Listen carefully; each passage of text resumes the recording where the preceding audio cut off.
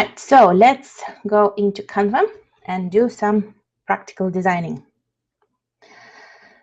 So in Canva at the top here, they've got some pre-designed templates for you that you can get started with. So if you want to design an ebook in a portrait format, then you've got the document A4 at the top here. So you just click this, and then it loads this blank page where you can start designing. On the side, you can see that they've got some pre-designed templates that you can use.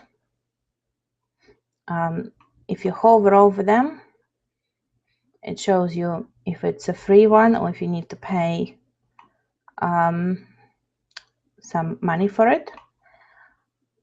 Recently, they've changed their system a lot. So before they used to have a lot of free templates and free elements. Now more and more elements become paid for. But like I said, you don't have to use what they've got here, especially if you've come up with your design file and ideas that you like.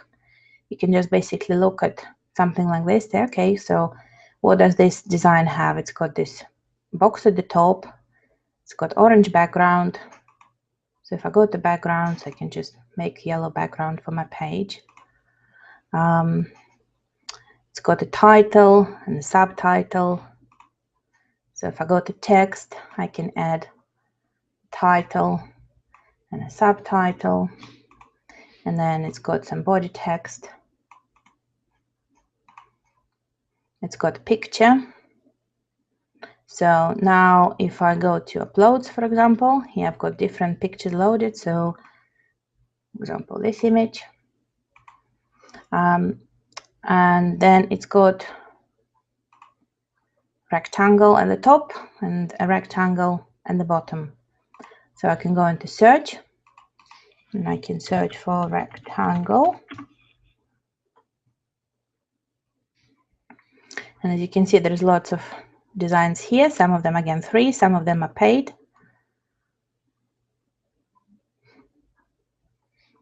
So I could drag this one to the page and then I can make it the size that I want it to be. And hopefully you can see as I'm dragging it around the screen, there are them thin lines, dashed lines appear, which help me to align it with the other elements on the page. So if I'm moving this image, I've got the 3 lines appearing as well. Now I can align my text.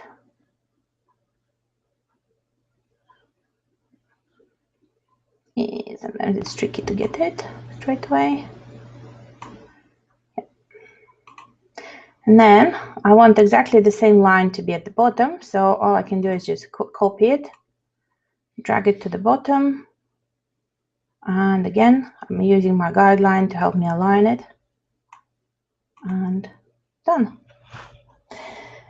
Now with this image, for example, I might want to use a frame rather than it being simple and plain on the page. So I can go to search and frames and then look for different frames that they've got for pictures here. Most of those frames are free.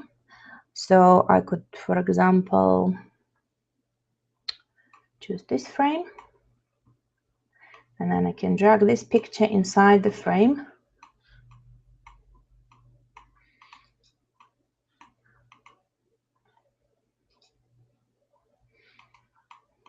And now my computer got stuck.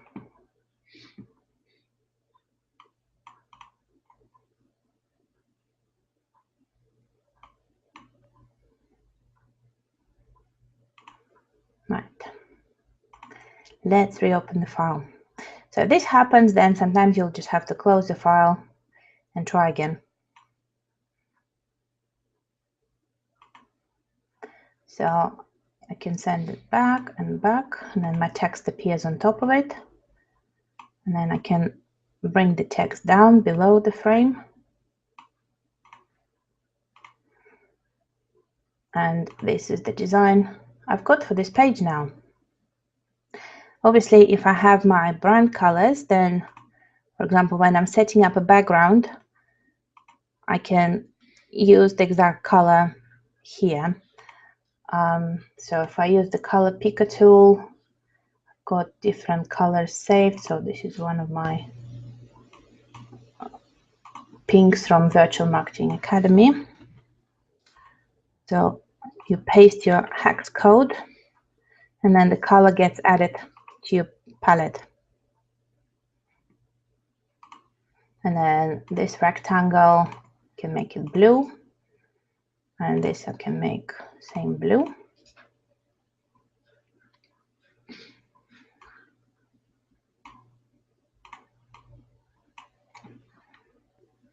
And then you can also select several elements with your mouse, and then using your keyboard keys, you can then drag them down or up to position them on the page. So this is, for example, one of the pages in my ebook. So I'll have a picture and I'll have some text to go with it. So now, instead of repeating the whole design process to create a second page in the ebook, I can just use this copy the page option. And now my page is copied. So if I make it somehow different, so this will be page number 1. So as you can see, I can align the text to be in the middle with the blue box using the guideline. And then I can also copy the text box.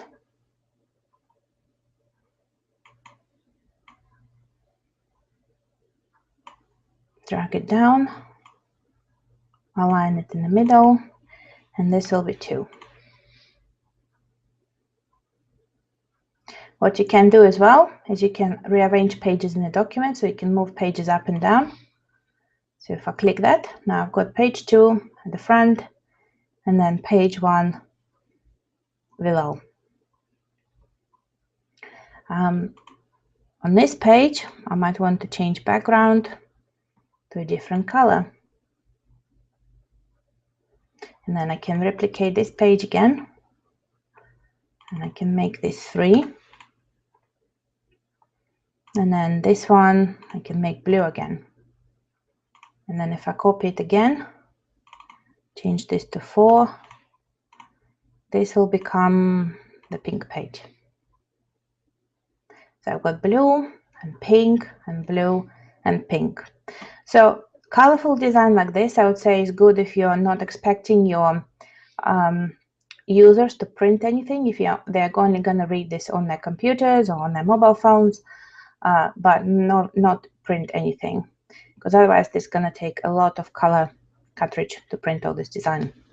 So if you're actually designing something that users are going to print, now I would say keep your background white and limit the amount of color you use on the page. So obviously don't make it completely black and white and boring, but no, be gentle with what you're designing.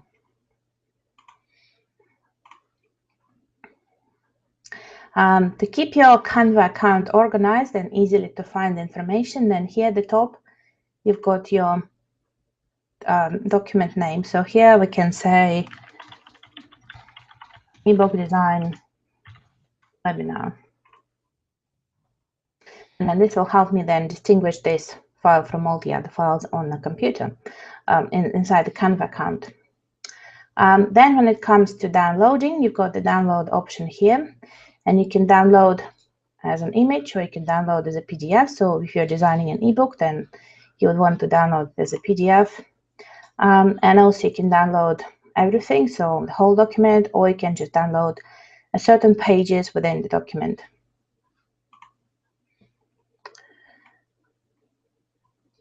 So you can upload your own images from your computer, and then all you'll need to do is just drag them onto the page. Then you can resize them on the page. You can change how and where they are positioned. Again, if we're using guidelines, we can ensure that they are aligned with other elements. And if you're aligning your design and trying to keep spacing between different elements consistent, then the whole design starts to look a lot more professional and expensive and people might not even know that you've done it yourself.